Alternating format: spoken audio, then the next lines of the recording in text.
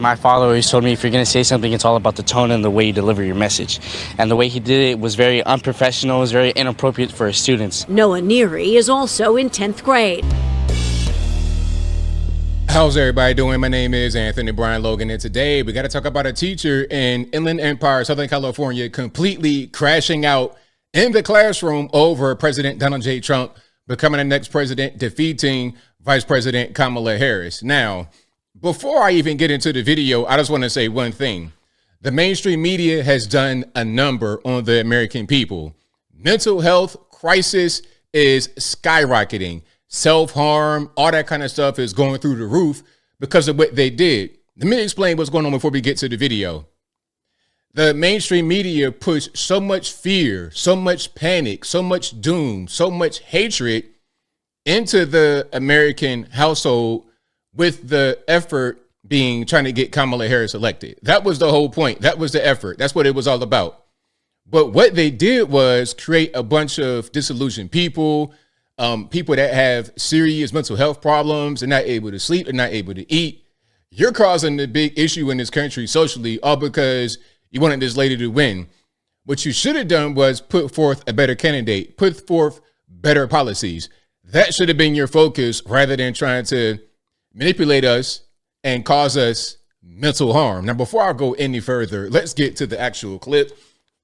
I'm going to play this one.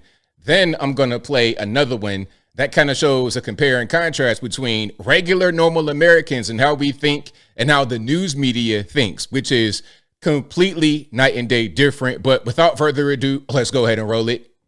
Controversy in the classroom. A high school teacher in Moreno Valley is on leave after his response to the presidential election results. And as KCAL's Joy Benedict reports, some students feel like the teacher took it too far. I'm so sorry, guys. You deserve better. Look at me. You deserve better. Now, let me just pause right here. If I'm in the classroom, I'm 10th grade, 11th grade, I'm 15, 16 years old, and I'm hearing this, I'm like, all right, man, like, what are you even talking about? What are you talking about? It's not that serious. Please get to the lesson. It's an audio recording catching many off guard, taken from a classroom inside this Moreno Valley High School the morning after the election, about Donald Trump. Let me tell you, I know a lot of Latino men on this campus, adults and students, that love Donald Trump. And he's called their mothers rapists. He's called their fathers rapists. He's called them criminals. He called them the poison in the blood of our country. This right here is straight up MSNBC talking points. I can tell when somebody watches too much television. Anybody that talks like that, I would say, hey, don't watch TV. I personally don't watch TV. I don't watch MSNBC. I don't watch Fox. I don't watch anything. He just kept talking about it. He was saying that Trump is racist. Trump is a rapist. What else? Treasonous. Alec Cologne was in his first period world history class that day. I like him. He's a good teacher. But he admits he went too far. He shouldn't be talking to kids about politics. A sentiment echoed by other students who have since heard the recording posted online. My father always told me if you're going to say something, it's all about the tone and the way you deliver your message. And the way he did it was very unprofessional, it was very inappropriate for his students. Noah Neary is also in 10th grade. The way he was speaking his opinion to his students, it was as if he's pushing his agenda towards them. Now, I want to give a big shout out to these young men. I think it's Alec and Noah. These are young men. This guy, young boy, 10th grade, very mature, very well-spoken, very articulate. He's able to express himself clearly without trying to insult the teacher. It's just a matter of fact with him. That's, good parents, mom, dad, aunties, uncles, good people, good adults around him. He is much more mature than the teacher. And the first young man was like, well, it's not a bad teacher. I think the teacher has just been brainwashed by television, and that's my whole point. Them, and it wasn't right. That's not what you're supposed to do as a teacher. The school district sent out a letter to parents saying, in part, we were recently made aware of an incident at one of our high schools in which a staff member's discussion about the election results turned unprofessional. It went on to say the teacher is now on administrative leave, and that has young people fighting back, starting a change.org petition asking to bring him back and asking for equal punishment for all teachers, no matter their political background. background. Now, but was there another teacher that did this kind of rant? I don't care who the rant was for. If it was for, like, in favor of Kamala, against Trump, or against Trump in favor, I don't care who it was for. This kind of rant shouldn't be going on in the classroom. If you want to speak that way outside of a professional environment, outside of your job, then go ahead. But when you're a teacher, just focus on the actual lesson, focus on that. All this carrying on, crashing out, cussing and fussing, don't nobody got time for that. Is our country racist? Yes. Is our country patriarchal? Yes. Can we change it? So is that what he's saying? Because when the teacher is asking the question, is our country racist? Is our country patriarchal? Can we change it? Some of the kids are like, yeah. So is that what he normally says? That we living in a racist, patriarchal country? If that's the case, then why are all y'all here? Like, why'd your moms and your dads and your grandmas or whatnot come here? Maybe. His personal opinion to save it to himself. As for what happens now, students we spoke with say they hope he does come back. They also hope he just tones it down. I feel Immigrant parents don't care nothing about that social justice stuff in America, because where they come from is some real actual poverty, some real actual crime, some real like police corruption and injustice. I'm talking about where the police can delete you and there's nothing done about it. Nobody cares. Ain't no trial. Don't nobody get locked up. It's like that in certain parts of the world. We don't have that going on here. So when immigrant parents come here and they hear their kids talking like this, well, not these kids, but some of the other kids that may disagree with what my man right here is saying, they're like, I don't get it. I didn't raise you that way. I feel like he should learn his lesson for sure. Some students tell us That kid right there, and again, the first young man, I think his name was Alec, raised right. Some of the other kids may not be raised right, and that may be the ones who agree with the crashing out teacher. plan to walk out of class tomorrow morning in support of this teacher. The district says the case itself is under review. Yeah, get a teacher out of there, man. Or at least, again, get this teacher some mental health treatment, because that's what this is. We're going to need to deprogram a lot of people from television because, again, they did a number on the American people. Most of us don't watch television. I watch YouTube mostly and social media. I don't watch what they put out being mainstream media. Not her here, but you know what I'm talking about. I don't watch it because I already know what it is. Now, part of the reason why I don't watch television is because guys like this exist on those platforms. This is MSNBC. Watch this. There's this sense, right, that whiteness, right, is under threat. The demographic shifts. The country isn't what all of these racially ambiguous children on Cheerios commercials are confusing the hell out of me. Like, what are you even saying? What are you talking about? Cheerios commercial. We're talking about the economy. We're talking about people struggling. People are homeless, getting evicted, can't afford food. We're talking about that, sir. Hey, a lot of people voted because their life's too damn expensive. And it was here and it They was voted for, you're telling me, Stephanie, that all of these people who believe that their lives are, that bread is too high and eggs are too high, that they voted for a convicted felon.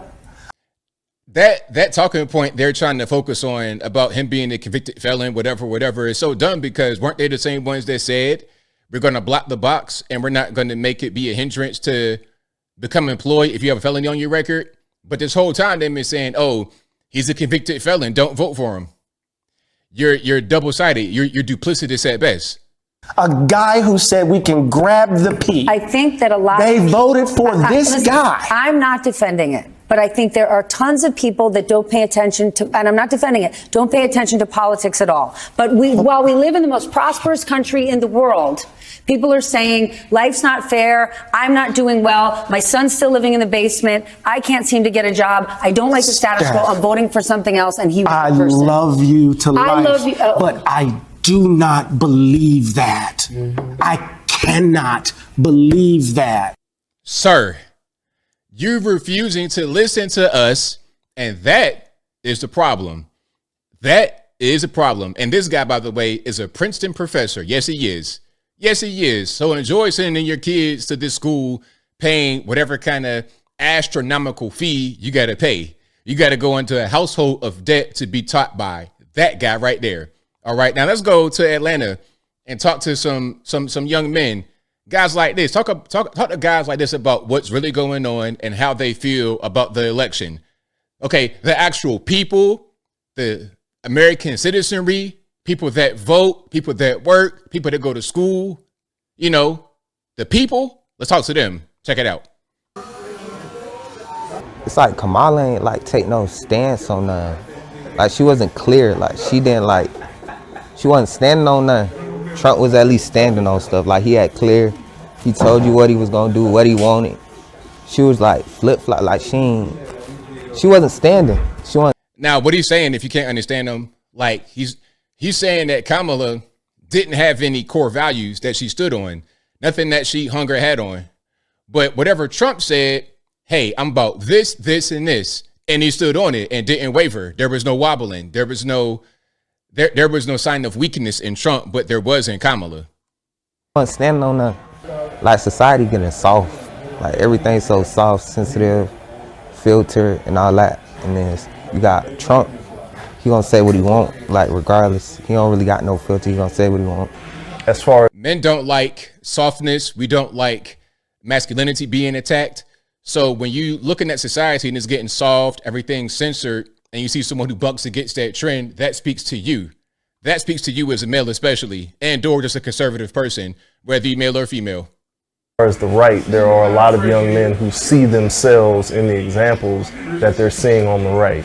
They see principled people, whether they come from the same religious or social background as they do. They see people who are about their family. On the left, you see this notion that a family can look like anything other than a man and a woman. And there are a lot of young men who don't believe in that. They don't agree with that. In other communities. Now, there's more, but I believe everything in the box. So you see what's going on. You see how regular people sound in the first and the third video. These are regular people, kids, very mature young men. Then we got young men in the barbershop, also very mature, very articulate. They're able to express themselves very well. Then you have the lunatics on television who talk to people that don't know a whole lot or who trust them. They built up trust over years. They talk to them and they spread hate, fear, misinformation, so on and so forth, with the purpose of trying to win an election. That's what happened here. And I think I'll leave that right there for now. And what say you? What's your opinion about this teacher crashing out over Kamala Harris losing in front of the kids in the classroom? Was it the right thing to do, wrong thing to do? Should it be fired, put on leave for a little bit to come back to cool off, get some mental health treatment, whatever your thoughts are? Let me know in the comments below. You guys know where I'm at. These people need some help because it's not just people in the classroom crashing out. It's everywhere, all over the place, over nothing. Well, it's something. It's because they've been meddled with by television, by the mainstream media, by your Joy and Reid, by that guy on CNN, by whoever it is, Rachel Maddow. They've been brainwashed. Now we got to do some deprogramming. I'm not saying put them in the camp because they're going to say that. Oh, he said put him in the camp. It's not even about that. But I think they need some serious help. And I'm not trying to be facetious. I'm being real. Because if they don't get help, they're going to have a hard time in the society being able to push forward. But that's pretty much all I got. Whatever your thoughts are, please let me know in the comments below. And that's all I got to say for this video. If you like what you heard, please comment, rate, share, and subscribe. Peace.